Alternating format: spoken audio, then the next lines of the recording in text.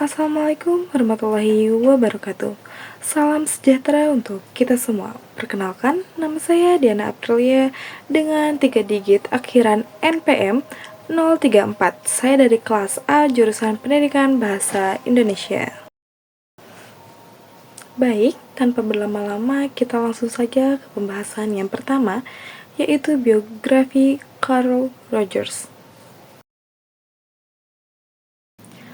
Carl Rogers lahir pada tahun 1902 dan meninggal dunia pada tahun 1987.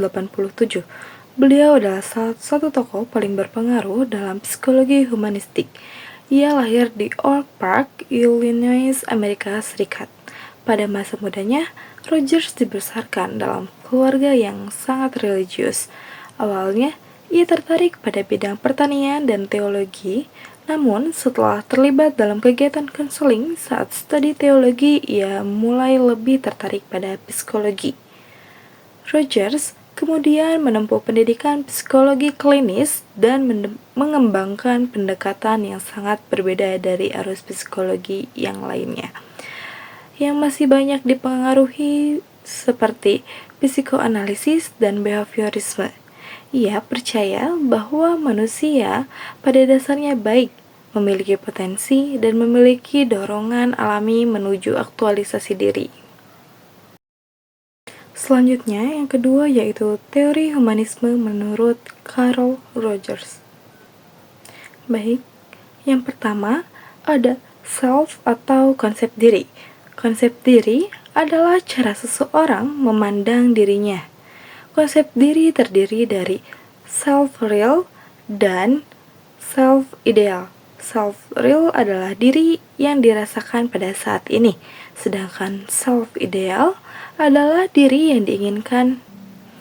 Yang kedua, aktualisasi diri.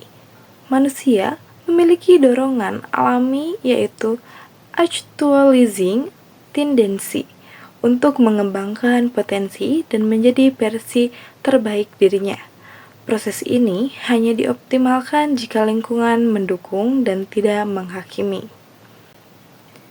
Yang ketiga, unconditional positive regard. Perkembangan manusia akan maksimal jika ia diterima tanpa syarat, bukan hanya pada saat berprestasi. Contohnya, seorang siswa yang dihargai pendapatnya akan lebih percaya diri. Yang keempat, empati dan autentisitas. Empati adalah memahami perasaan orang lain dari sudut pandangnya, sedangkan autentisitas adalah menjadi diri sendiri, jujur, dan tidak berpura-pura. Dan yang terakhir, experiential learning. Rogers menekankan bahwa belajar paling bermakna terjadi melalui pengalaman langsung, bukan sekedar menghafal atau mendengar. Selanjutnya, yang ketiga yaitu teori belajar menurut Carl Rogers. Rogers mengembangkan pendekatan student-centered learning, yaitu pembelajaran yang berfokus pada siswa, bukan guru. Yang pertama, belajar bermakna. Belajar lebih melekat jika relevan dengan kebutuhan siswa, dekat dengan pengalaman hidup, dan membangkitkan rasa ingin tahu. Hal ini menumbuhkan motivasi internal. Yang kedua, guru sebagai fasilitator.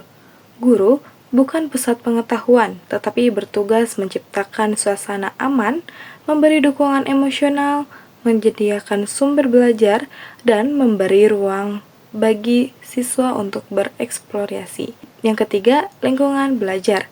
Belajar optimal terjadi ketika siswa merasa diterima, tidak takut salah, aman berpendapat, dan bebas mencoba. Ini sejalan dengan prinsip penerimaan tanpa syarat. Dan yang terakhir, kebebasan belajar. Siswa diberi kebebasan memilih topik, mengatur kecepatan belajar, dan menentukan tujuan belajar. Kebebasan ini membuat mereka lebih bertanggung jawab dan merasa memiliki proses belajar.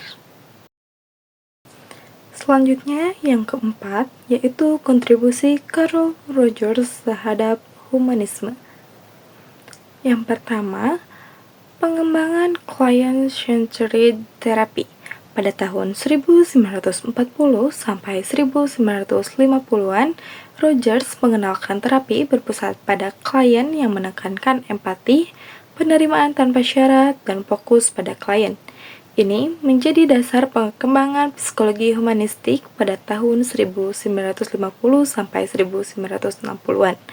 Yang kedua, konsep self dan self-concept. Pada tahun 1950 sampai 1956, ia merumuskan teori kepribadian berbasis self, real self, ideal self, dan pengalaman.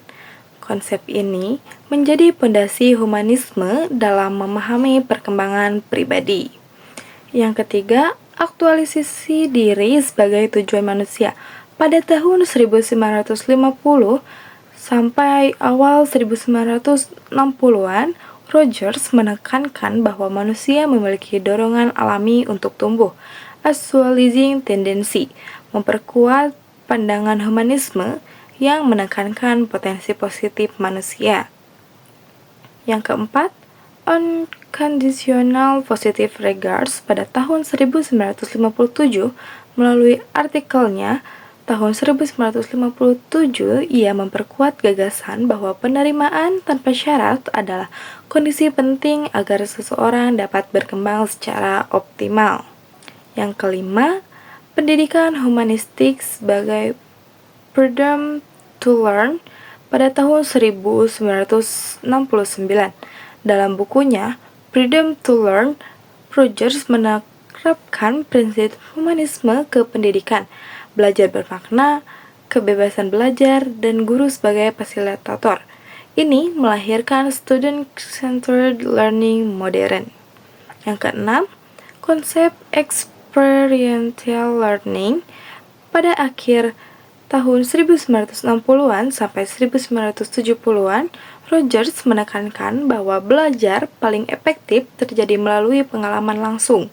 Konsep ini menjadi dasar pembelajaran humanistik di pendidikan tinggi.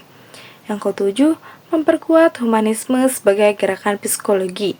Pada tahun 1960 sampai 1980-an, ia bersama Maslow mempopulerkan psikologi humanistik sebagai alternatif behaviorisme dan psikoanalisis melalui publikasi dan seminar internasional. Yang kedelapan, humanisme dalam konflik dan perdamaian. Pada tahun 1980 sampai 1987, pada akhir hidupnya, Rogers mengembangkan pendekatan humanistik untuk mediasi konflik dan diplomasi damai, memperluas penerapan humanisme ke hubungan sosial global. Baik, sekian yang dapat saya sampaikan. Mohon maaf atas kekurangan dan kesalahannya. Wassalamualaikum warahmatullahi wabarakatuh.